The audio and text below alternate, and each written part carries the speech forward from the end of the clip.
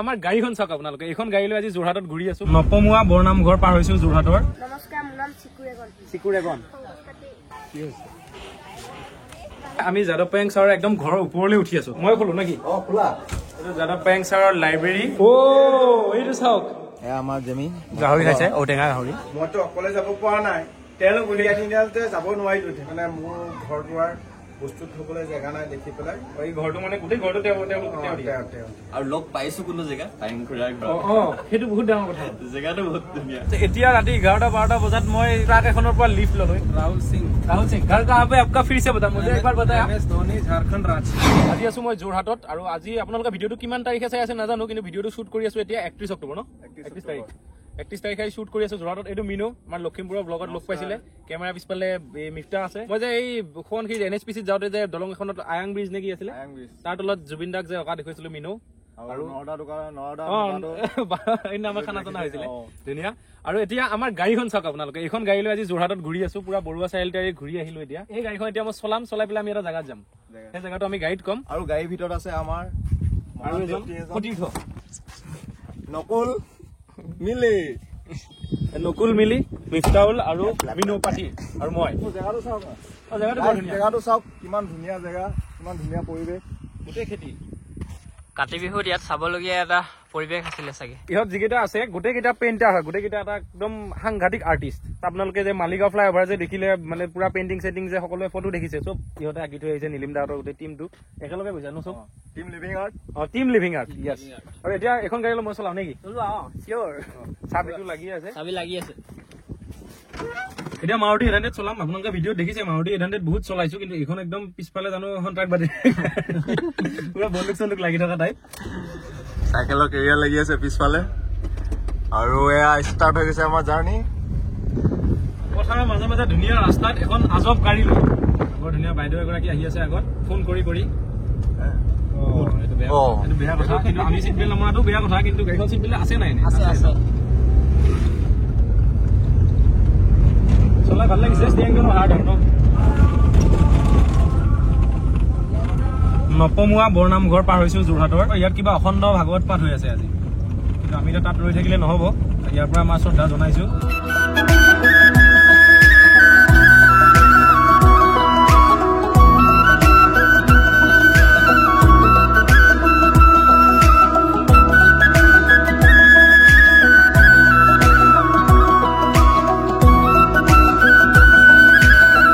আমি আহি পাই গলো এইখিনি ককিলামুখ ন ককিলামুখ আগতেও মই আহিছো ইয়াত বহুতবাৰ আৰু আমাৰ লেফ্ট চাইডে আছে এইটো পদ্মশ্ৰী যাদৱ পায়েং দেৱৰ ঘৰ গতিকে তালৈ যাওঁ এতিয়া এইটো সঞ্জীৱ আছে কি খবৰ বঢ়িয়া এইটো সঞ্জীৱ পদ্মশ্ৰী যাদৱ পায়েং ছাৰৰ ল'ৰা তুমি মুনমুনকে সৰু ন মুনমুনিহঁতে এইকেইদিন ফোন কৰি আছিলে আজি 31 অক্টোবৰ যাদৱ পায়েং ছাৰৰ আজি বাৰ্থডে ন 65 নেকি 65 কমপ্লিট হ'ব ঘৰত এতিয়া চেলিব্ৰেশ্যন কৰা হ'ব সেইকাৰণে মাতিছিলে আৰু সেইকাৰণে আজি মই যোৰহাট আহিছো কিন্তু আমি অলপমান ফুৰিলো টাউনখন এই গাড়ীখন পাই অলপ আগত আছে বাৰু আমাৰ সেই আজব গাড়ীখন লৈ অলপ ফুৰিলো এতিয়া ঘৰলৈ যাওঁ কেনেকুৱা কি আয়োজন তাকে চাওঁ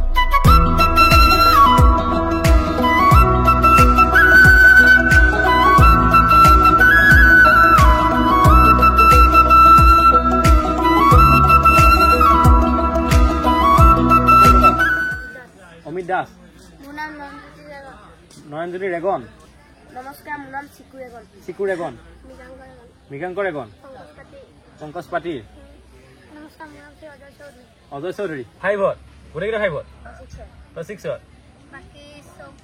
বাকী চব 5ত ইহঁতক লগ পালো ইহঁতে বোলে মোৰ ভিডিঅ' খুব চাই বিৰাট ভাল লাগিলে ইহঁতে ফটো উঠিব আহিছে এইটো ফোন কাৰ তহঁতৰ চবৰে ফোন আছে বঢ়িয়া এডভান্স ইহঁত বহুত ন কি কৰে সেইটো সুধক সুধিলো কিহত পঢ়ে 5-6ত পঢ়ে নহয় ফোনটো লৈ কি কৰি আছে ৰিল চাও কি কৰা আৰু ফটো মাৰি থাক পঢ়িবি আকৌ দেই বাই বাই আৰু এইফালে এজন বিখ্যাত মানুহ লগ পাইছে বিখ্যাত নহয় ভাই আমি সৌৰভজ্যোতি বৰা একদম ভাইৰেল মানুহ ওচৰে পাজৰে মানুহ ইয়াতে লগ পালো বহুত দূৰত আহে বহুত দূৰত লগ পালো আজি গম পাইছো ঘৰ বোলে মাজবাটত আমাৰ এতিয়া ওৰাঙে আৰু আমাৰ এইবাৰ হাতী জাৰ্ণি ওৰাঙৰ পৰা ষ্টাৰ্ট হৈছে কিন্তু লগ পাইছো যোৰহাটত লগ বহুত দূৰত আহি লগ পাইছে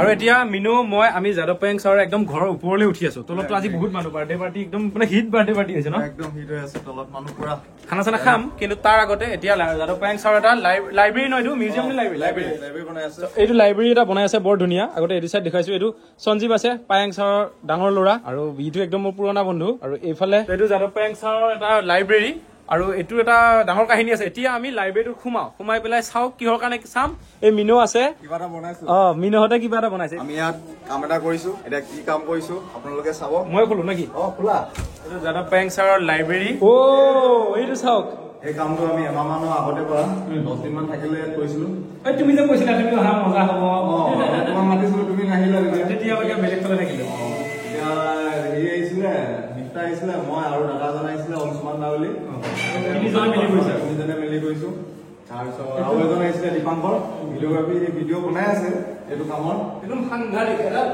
এই মস্কিত দাঢ়িখিনিলৈকে মানে 3D টাইপ লাগিছে আৰু আটাইতকৈ ডাঙৰ কথাটো আপোনালোকক এতিয়া দিওঁ এই লাইব্ৰেৰীটো লঞ্চ কৰিবলৈ একদম অতি কম দিনত আহি আছে আমাৰ ভাৰতবৰ্ষৰ ৰাষ্ট্ৰপতি প্ৰেচিডেণ্ট আহিব এই কামটো এতিয়াও কমপ্লিট হোৱা নাই আৰু অলপ কাম আছে বেকগ্ৰাউণ্ডত অলপ কিবা কিবি দিব এড কৰিবলগীয়া আছে গছবোৰ অলপ কালাৰ চেঞ্জ হ'ব কিছুমান গছ কালাৰ চেঞ্জ হয় সময়ত সেইবোৰ অলপ কৰিম আৰু পকেটত অকণমান জাষ্ট অলপ টাচ কৰিব আছে মুঠত টাচ কৰিব আছে টাচ নকৰোঁতে আপোনালোকে চাওক এডাল দাঢ়ি জানো সঁচাকৈ গজি আছে জানো ইয়াত এই জাপিটোৰ মানে এই বাঁহকেইডাল আপোনাৰ বাঁহকেইডাল বুলিয়ে কৈ দিলোঁ মই বাহিৰতো বনাই বাঁহেদিয়ে বনাই কিন্তু এইটো আকাটো বস্তুটো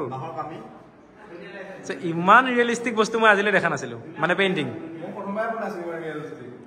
একদম ধুনীয়া হৈছে আৰু প্ৰথমবাৰ যিটো বনাইছে ইমান ৰিয়েলিষ্টিক আহি আছে লঞ্চ কৰিবলৈ প্ৰেচিডেণ্ট সেইটো ডাঙৰ কথা আৰু তোমাৰ ফালৰ পৰা আজি জেক ডেনিয়েলছ এটা থাকিব পাৰ্টি সেইটো কাৰণে ঠিক আছে আমি ব'লা এতিয়া খানাটো খাই লওঁ বাৰ্থডে পাৰ্টিটো খাই লওঁ আৰু খাই লৈ পেলাই আমি ছাৰক এবাৰ লগ কৰিম কথা পাতিম কাৰণ ৰাইজকো দেখুৱাব লাগিব আমি যাদৱ পায়েং ছাৰৰ বাৰ্থডে বুলি ঘৰটো দেখুৱালো ঘৰত তেওঁৰ লাইব্ৰেৰী দেখুৱালো চব ক'লো কিন্তু তেওঁৰ লগত কথা পাতিব আছে ত' এতিয়া আমি খানাটো খাই লওঁ নেকি মানুহ আজি বহুত হৈছে গাহৰি আছে নেকি চিকেন গাহৰি ঔটেঙা গাহৰি মেইন খানাটো খাই লৈ পেলাই লগ পাই আছো কোনটো চাইছ হাতীৰ উঠাটো চাইছ আৰু কোনটো চাইছ জুবিন দাৰ লগত কাৰত সেইটো চাইছ তই ভালেই চাই থৈছ দেখোন দে থেংক ইউ হে চাই থাকিবি কিন্তু পঢ়া শুনা কৰিবি ধুনীয়াকৈ দেই আমাৰ জেমি গাহৰি খাইছে ঔটেঙা গাহৰি পদ্মশ্ৰী যাদৱ পায়েং ছাৰৰ বাৰ্থডে পাৰ্টি সেইটো ডাঙৰ কথা আৰু আমি খানা চানা খালো আৰু খানা খাই আহি মিষ্টা লাগি গৈছে ইফালে আৰু মিনু লাগি গৈছে এইটো চাইডত মানে ছবিখন আৰু সম্পূৰ্ণ হ'বলৈ কিছুমান সৰু সৰু বস্তু বাকী আছে এইবিলাক সৰু সৰু এলিমেণ্ট মানে টপ ভিউ ন মানে ড্ৰোন এখন যদি অৰণ্যখনৰ ওপৰত চলাই দিয়ে তেতিয়া কেনেকুৱা লাগিব মানে এইখন নদীখন বৈ আছে এইবিলাক হাবিবিলাক গোটেই টপ ভিউটো বেকগ্ৰাউণ্ড হিচাপে লৈ ইয়াত ছাৰক পৰ্ট্ৰেট কৰা হৈছে মলাই ফৰেষ্টখন মানে গোটেই মলাই ফৰেষ্টখনৰ এইটো টপ ভিউ আৰু মানে ওপৰৰ পৰা বুজিলো মানে গোটেই হাবিখনৰ হাওঁফাওঁটো এইটো কিন্তু ইমেজিনেৰী হ'লেও বস্তুটো আপোনালোকে ভালকৈ মন দি চাওক এইখন আমি চায়েন্সত যে আকৌ ছবিবিলাক এইটো হাওঁফাওঁটো এনেকৈ শিৰাবিলাক আহি এনেকৈ জইন হয় এইফালে এটা হাওঁফাওঁ এইফালে এটা হাওঁফাওঁ কিন্তু এইখন হাবিখন আকৌ এইবিলাক নদী এই কনচেপ্টটো বৰ বেলেগ লাগিছে এইটো অংশুমান দা কনচেপ্ট অংশুমান অংশুমান দা আমি মিফতা আমি তিনিজনে মিলিলৈ ডিছকাছ কৰি গোটেইখন কনচেপ্ট এই মিফতা আহিছে এইফালে খিৰিকীৰে ইমান টাইম চাই আছো গোটেই টপ ভিউ বুলি চাইছো এইটো যে এটা হাওঁফাওঁ আকৃতিত বনাইছে একদম ভাবাই নাই এইখন গোটেই টপ ভিউ আৰু টপ ভিউৰ ওপৰতে ছাৰক এনেকৈ অঁকা হৈছে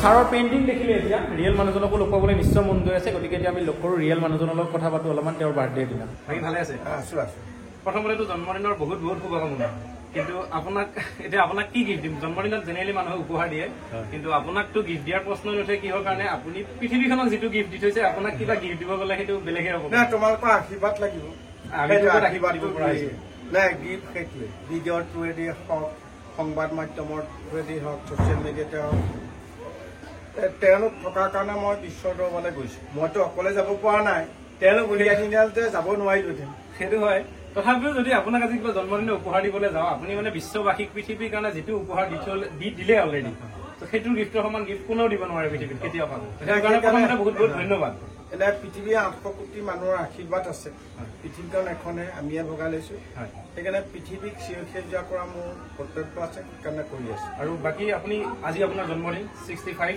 কমপ্লিট হ'ল, গতিকে আপুনি এই জন্মদিনত আপুনি অসমবাসীক কি ক'ব এতিয়া?